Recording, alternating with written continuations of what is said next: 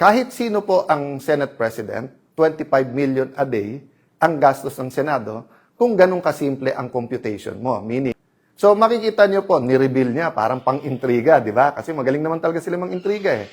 Nagte-take turns lang naman po, si Raffy Tulfo, si Erwin Tulfo, si Senator Ping Lacson, tapos yung iba sa grupo nila, yung tag team lang yun, para, kayo naman mang-inis kay Alan, kayo naman magkalat ng hindi totoo, kayo naman magkalat ng ganito. Palabasin natin ang gulo-gulo, di ba?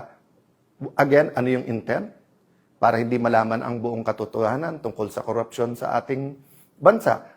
Itinuturing ni Senador Alan Peter Cayetano na pang-iintriga lamang ang mga paratang ni Senator Ping Lacson laban sa kanyang pamumuno sa Senado. Reaksyon nito matapos questionin ni Senator Lacson ang mga naganap sa loob ng 28 araw na panunungkulan ni Senator Cayetano bilang Senate President.